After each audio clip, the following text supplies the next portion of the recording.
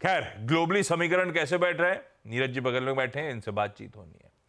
और आज Nifty bank पे स्ट्रेटेजाइज करने में मदद करने के लिए पुणे से एनएवी इन्वेस्टमेंट्स के आशीष बहेती साहब जुड़े हुए हैं। बहेती साहब, good morning, thank you so much सुबह सुबह जुड़ने के लिए। आता हूं, आपसे बातचीत की शुरुआत करूंगा, पर फ्लैट ग्लोबल संकेत, मतलब गिफ्ट निफ्टी तो एकदम फ्लैट है। आइए दिखाता हूं आपको एशिया का इस समय का सुबह का रुझान। लार्जली दबाव है, हम बुरे नहीं हैं, हम फ्लैट हैं।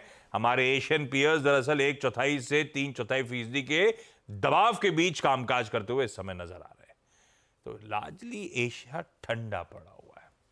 यूएस से जो हैंडओवर मिला कल का, मिला जुला है 1/4 से 1/3% दरअसल दबाव।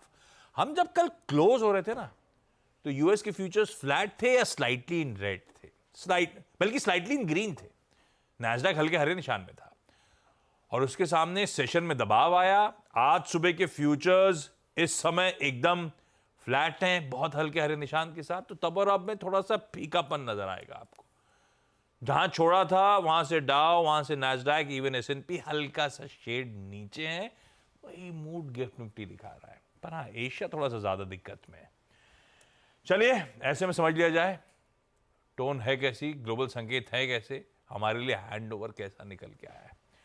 थोड़ा पस्त पड़ गया, ठीक है। यूएस ने कल ही हेडलाइन में प्रोड्यूसर ने नजर लगा दी, बोले 8 दिन से डाउ यूएस मार्केट भाग रहे हैं, नजर लग गई।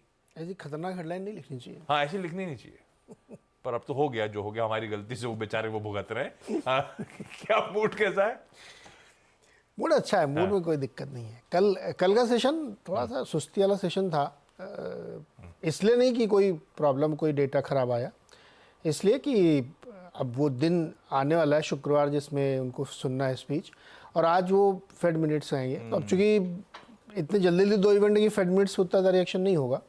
ज़्यादा रिएक्शन जैक्सन होल की मीटिंग में जो बोलेंगे फेड शेयर उस पर होगा। तो इसलिए ठंडा सेशन था और लगातार चल रहा था, तो इसलिए थोड़ा सा बनता भी था, इसलिए कोई चिंता की बात नहीं है। चिंता की बात इधर होनी चाहिए एशियन मार्केट में। एशियन में क्या, जापानीज़ मार्केट आप देखेंगे तो आज काफ़ी गिरा हुआ है। कारण ये उनका एक्जिम डेटा आया है एक्सपोर्ट इम्पोर्ट का, तो उनका जो एक्सपोर्ट है वो गिर गया है और इम्पोर्ट बढ़ गया है। जितना एक्सपेक्टेशन था उससे ज़्यादा। तो ये डेटा जो है थोड़ा सा दिक्कत कर रहा है। इसीलिए आप देखिए कि जापानीज़ मार्केट गिरे हुए हैं लगभग 1% के आसपास, और उसकी वजह से फिर आसपास के मार्केट में भी दबाव पड़ा है। अब यहाँ पे क्वेश्चन ये उठता है कि जो करेंसी का इन्होंने ट्वीकिंग की थी उसका इम्पैक्ट इसमें शामिल नहीं है, वो पुराना डेटा है। अब जो डेटा आएगा एग्जिम का इस अगले महीने, उसमें ये भी शामिल होगा करेंसी की जो इन्होंने। तो जब करेंसी स्ट्रॉन्ग करते हैं आप, तो आपका एक्सपोर्ट और कम होता है, इम्पोर्ट बढ़ता है। सो अगला डेटा इससे भी मतलब डिस्टॉर्टेड तो नहीं कहूँगा मैं, लेकिन चेंज होके आने वाला है। कैसे इकॉनमी लेती पता नहीं। दूसरा, बहुत सारी रिपोर्ट्स अभी भी आ रही हैं कि जो ट्रेजेक्ट्री इन्होंने बढ़ाने शुरू किए है वो अभी चलती रहेगी। तो जापानीज़ मार्केट एक डिफरेंट उसमें है, लेकिन मुझे लगता है यूएस में कोई दिक्कत नहीं है। आपको दिक्कत, मुझे समझना, खुश होना चाहिए, दुखी होना चाहिए। गोल्ड 2550 लिया आपने?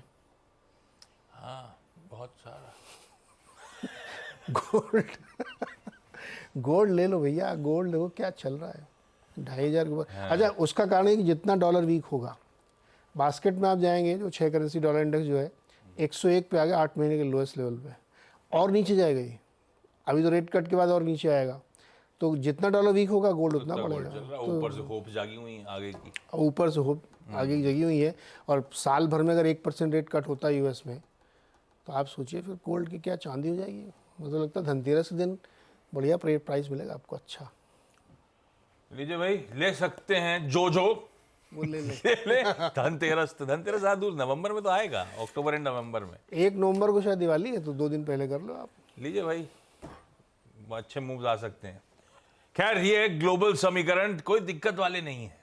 थोड़ा बहुत आज consolidation type feel across the globe सी नजर आ रही है। अच्छा चले हुए हैं, कोई ज़्यादा गेन्स हम गिव अप तो कर नहीं रहे, कंसोलिडेट कर रहे हैं।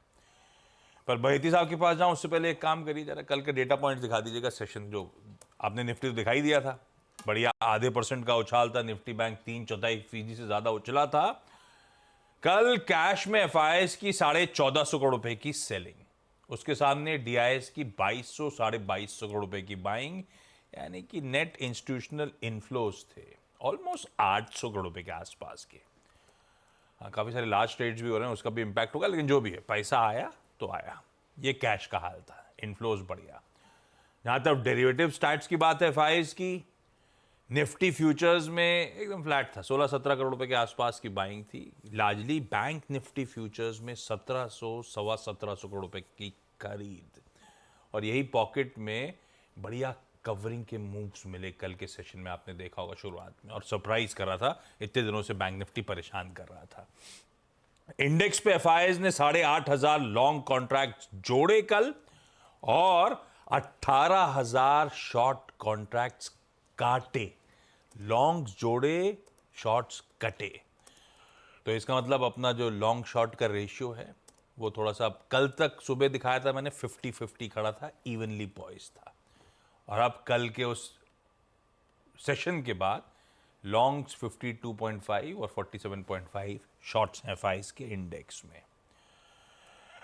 हाँ, एक और चीज, वायदा के बैंस की बार बार, क्योंकि कर्व में कितने स्टॉक्स हैं, कल थोड़ा सा कूल ऑफ, 19 बैन में थे कल, आज के सेशन के लिए अब 16 रह गए। तो दरअसल कोई चंबल फर्टिलाइजर, कोई इंडिया मार्ट, कोई एनएमडीसी और कोई पीएनबी, ये वायदा के कर्व के बाहर आ गए, और एक नैल्को फ्रेश एंट्रेंट है। तो अब 16 एफएनओ कर्व में आज के सेशन के लिए, ये करंट स्थिति है। खैर, बहेती साहब बताएंगे अब करना क्या है, ये तो हिस्ट्री है, कल जो हो गया हो गया। बहेती साहब 24,700 पर क्लोज। हम सब जानना चाहते हैं जो अप ट्रेंड दिख रहा है भारतीय बाजार में, वो सस्टेन करेगा नहीं करेगा।